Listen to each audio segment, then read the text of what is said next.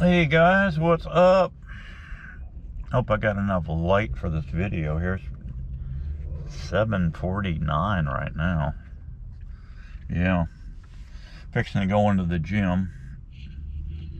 Yeah, and I know. Be careful, Steve-O, with your mouth in there, checking out those young chicks. That's what Miss Daisy said when I came in there the other day. She says, what's going on with the chin's healing up? What's going on with your chin? I told her. She says, you freaking dumbass. You're getting this kinky and weirdo is that Clinton dude and that Biden. She said, I know the problem with you guys. I'll tell you right now what your problem is. You old son bitches get to thinking with your other head. I know, Miss Daisy, I know, you're always right. Wow, well, women are always right, guys. They're always right. Yeah, what I did here, I got to show you my bee hat. This bee hat came in. I threw it on a little digital scale this morning. It was 1.5 pounds is what this entire hat weighs with the head net on it. So I'm sure it's no different than a with this added rim. And by the way, that rim is 17.5 inches on the outside dimensions of that hat. In case you want to know, make a circle 17.5 inches. But what I did, I had to come up with a sweatband. And so what I did is just took a regular bandana and folded it down like this. So I don't know what that is, probably 4.5 inches across, maybe 5. And this is cut in half, so you would have double this. So I've got 2 sweatbands per. And what I did, there's enough room on this thing. There's enough room on this thing right here where you can see here. I'm not peeling this netting off of here, but you can see right here what I did. I just tucked it in. I just tucked it in and then rolled it over and tucked it back. So yeah, it just stays in there.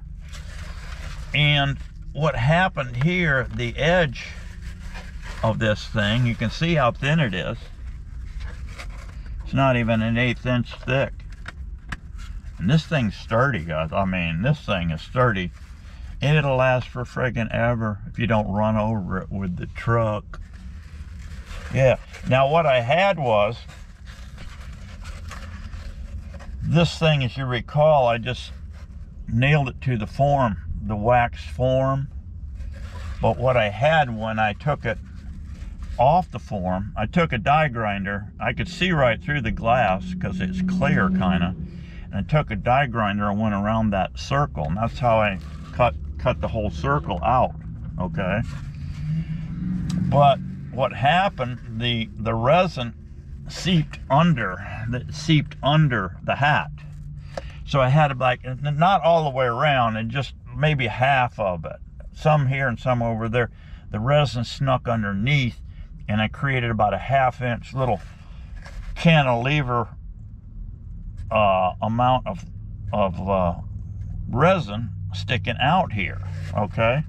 But it was no biggie. What I had was a little drum. It's got a rubber inside. You've probably seen them with an arbor through it, and you put your little round disc of different, grit sizes, slide it on, and then you tighten it with a wrench, and it expands that rubber and locks that drum on.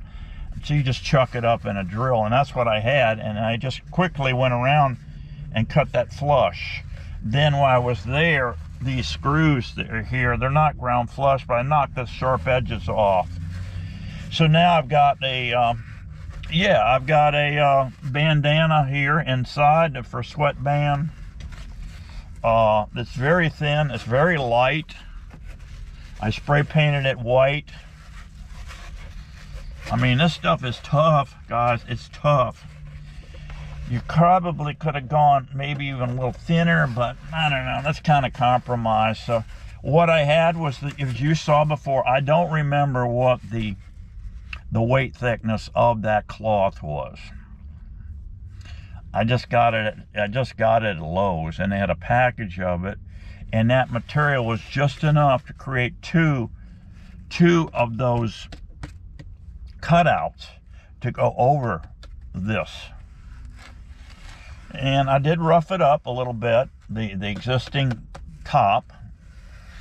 And a lot of people are concerned, well, that weight you got, well, it's only a pound. I mean, it's nothing. They said, well, you bend over and the hat's going to fall off your head because of the weight. No, not so much, because I adjusted the inside band to fit kind of snug, and then when I added my sweatband, you know, in here, that made it more snug. But I don't have it so snug. It's going to give you a headache. Okay? So you just play with that until you get it right. So I've dialed this in, and they said another thing, well, the weight. See, the weight is going to be too much. You bend way over to get into your hives, and what'll happen, probably the hat will try to fall off your head. No, it won't. Because I'm probably the only one in the USA that fastens his veil to his body like this. You'll notice on the front of this helmet, I have a loop here. It's just an overhand loop. Right here, there's a pocket here that was sewn all the way around. And you end up, it's about a 1/2-inch pocket. Yeah. And I poke a hole through and bring the string through. And the way you pass that string through, I've got a long taxidermy needle. And I run a little B50 bowstring material into that.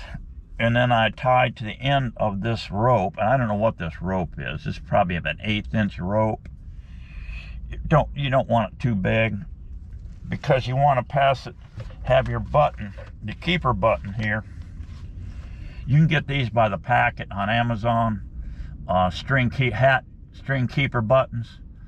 I don't know, I got 15 of them for I think $2 or something. It's crazy. I got enough to 4 lifetimes of these things. I keep a spare in my B truck in case I lose one in the field.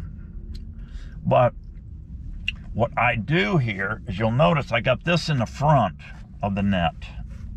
And in the back, I've got a permanent one attached here that I attach here. So what you do is you come all the way around the inside pocket, as you can see, but you don't draw it up. Most of these veils have a drawstring thing where you're sucking this veil up tight around your neck. And I see so many beekeepers doing this. And I'm going, no, you get in some ornery bees, and they're going to try to do everything they can to get at your friggin' neck, okay? And trust me, I've been there, okay? You take about 100 hits in the neck when you're in the middle of a situation, offloading bees, whatever. Yeah, yeah, about one time of that, and you're good on that, okay? You won't be going there anymore, all right?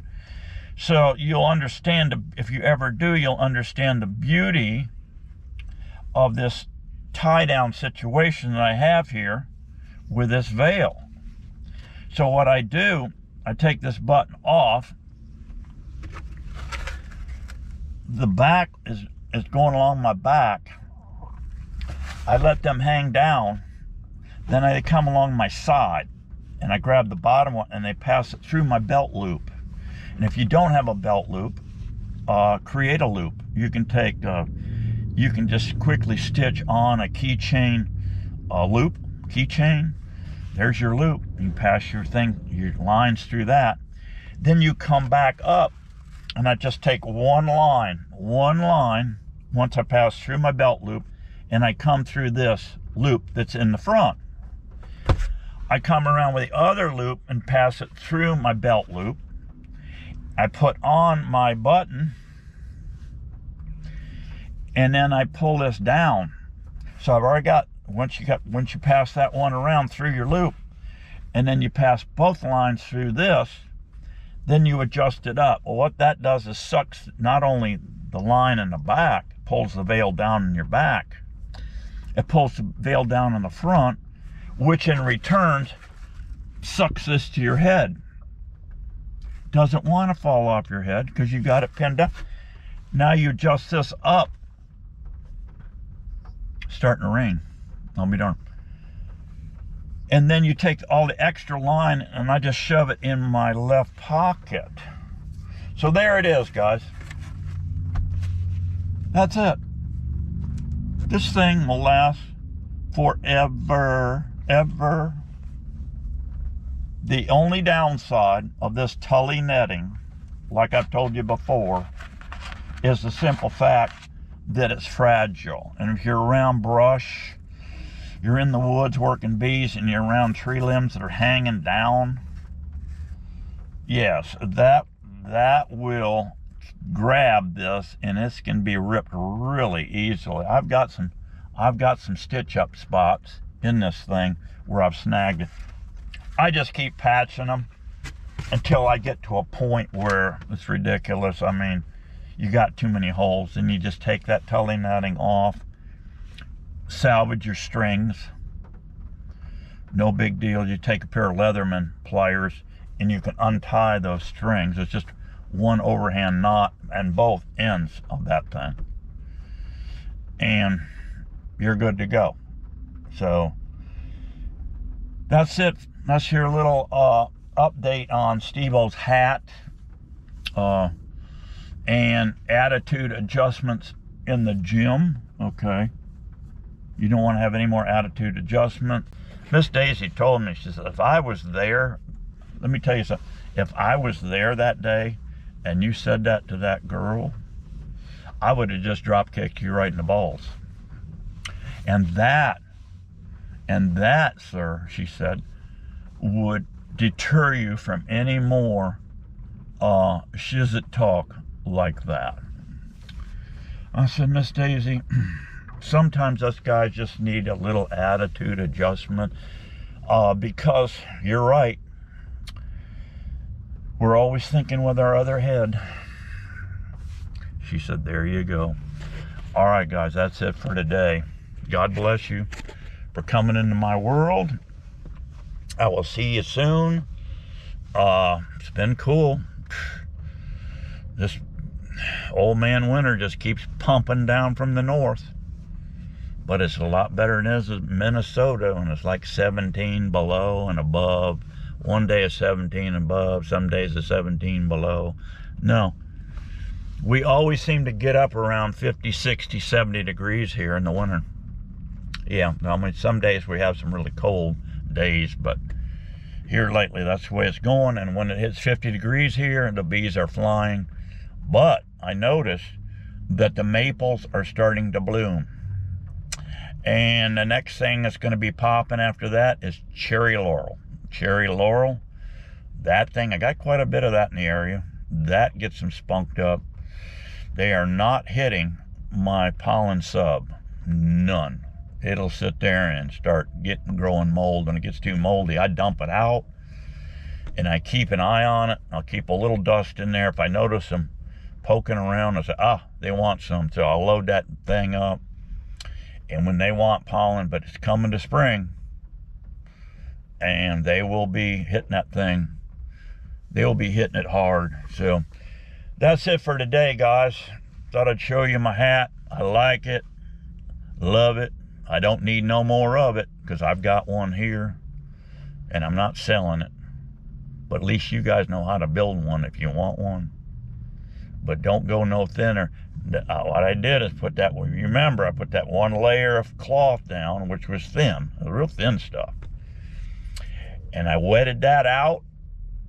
And then I took a little sprinkling of chop and went around. Then I put the next one on top. And I did all this with a quart of polyester resin from Lowe's. And that did it. And I was working, it was cool enough that morning to where I had plenty of time. If you get carried away with a hardener, that stuff will kick on you before you can get it all mopped in and rolled out with your bubble buster. Yeah, that you play it by ear, but if it's cool out, you got plenty of working time with that. And then you can set it out in the sun or put a heat lamp on it or something. get it to kick off. It'll gas off for like a few days. This glass, it smelled like a fiberglass boat shop, this glass. And then you just get you some white paint. This was white satin. I sprayed it with an aerosol white satin, the whole thing, and under the lip too.